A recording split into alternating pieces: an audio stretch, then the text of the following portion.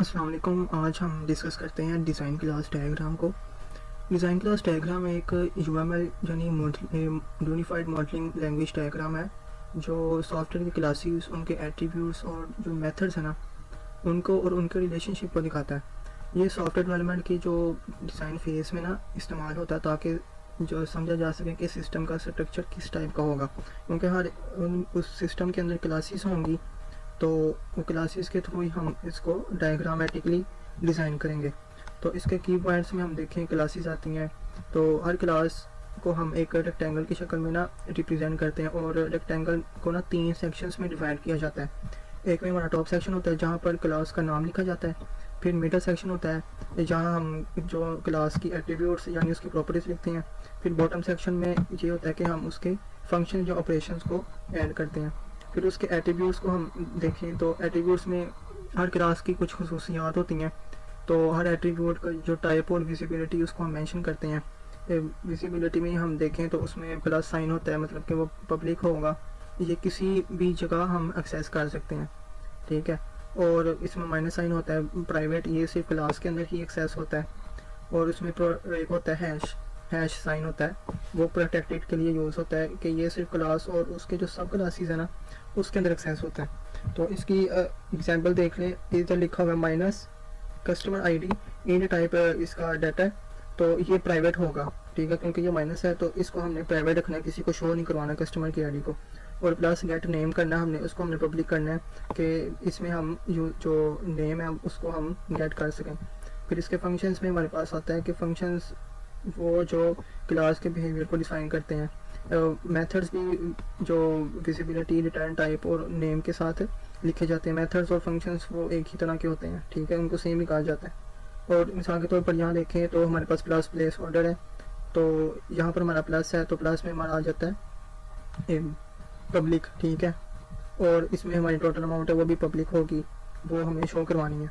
फिर रिलेशनशिप हमारा इसमें आता है कि क्लासेस के दरमियान जो मुख्तलिफ तरीके के रिलेशनशिप होते हैं उसको हमने डिफाइन करना होता है। जैसे एसोसिएशन होता है हमारा, उसमें होता है कि दो क्लासेस के दरमियान जो रिलेशनशिप होता है ना उसको हम दिखाते हैं, मसलन कि कस्टमर और जो ऑर्डर का रिलेशनशिप है ना वो हमने इसमें दिखाया है, ठीक है। फिर एग्रीगेशन होती है कि होल पार्ट, मतलब कि एक पूरा हिस्सा रिलेशनशिप जिसमें एक पार्ट जो है वो इंडिपेंडेंट होता है, मतलब कि शॉपिंग कार्ट और प्रोडक्ट्स।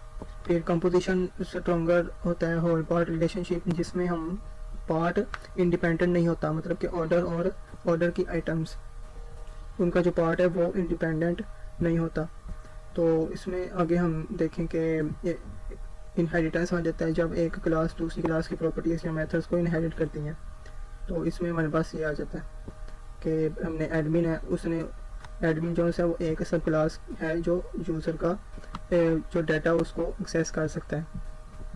फिर अभी हम एक एग्जांपल देखें जिसमें बताया गया कि ये हमारे पास क्लास है, इसके दो आगे सब क्लासेस है स्टूडेंट और पर्सन, ठीक है। इनमें हमारे पास डाटा सेव है इनका अपना अपना, तो इसने जो है वो पर्सन की हमारे पास ये सारी डिटेल्स है, इसमें हमारा इसकी सिटी, स्टेट, जो पोस्टल कोड, ये सारी चीज़ें आ जाती हैं। तो ये एक तरह से इसके साथ इनहेरिट है, ठीक है। तो इनहेरिट है तो हमने इसमें ये सारा प्लस माइनस के साइन लगा के शो करवा दे कि ये पब्लिक सारा होगा, ये भी सारा पब्लिक होगा, ये जो माइनस वाला हमारे पास ये प्राइवेट होगा। तो ये स्ट्रक्चर हमने बनाया क्लासेस के थ्रू अपने सिस्टम की जो डायग्राम होती है उसके डिज़ाइन को शो करवाने के लिए। तो इससे नेक्स्ट हमारा आता है मैपिंग डिज़ाइन टू कोड।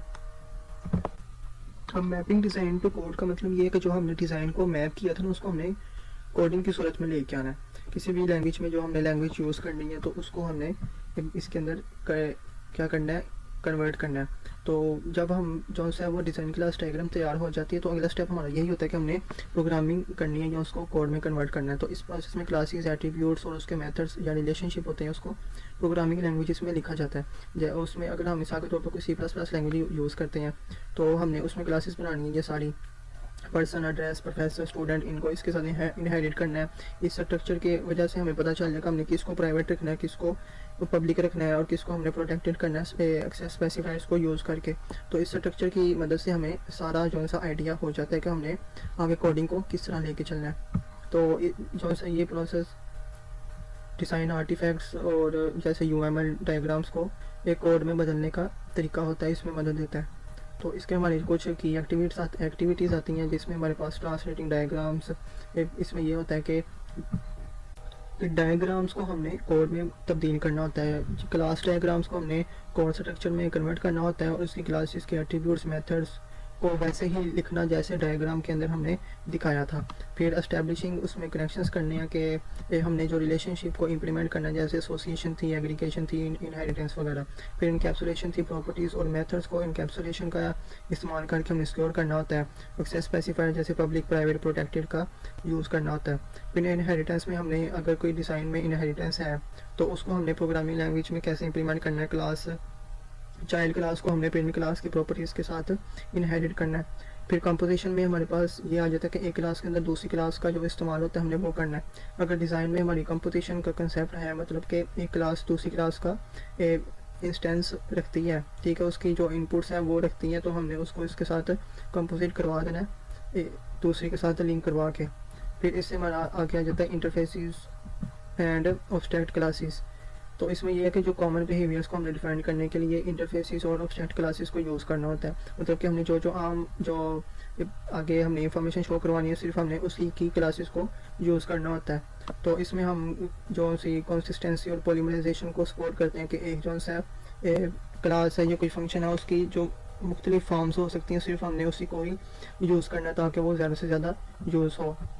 फिर इस techniques for mapping class to code में ये है कि हमने क्लासेस को आइडेंटिफाई करना है। पहले हमने डिज़ाइन को देखकर जो भी ऑब्जेक्ट्स नाउन के तौर पर हमने देखे होते हैं ना, उनको क्लासेस में तब्दील कर लेना होता है। फिर डिफाइन उनकी प्रॉपर्टीज़ को डिफाइन करना होता है कि हर क्लास के एट्रीब्यूट्स को हमने प्रोग्रामिंग लैंग्वेज में डाटा टाइप्स के साथ मैप करना होता है, जैसे इंटीजर टाइप होती है, स्ट्रिंग होती है, बूलियन होती है, इस तरह की।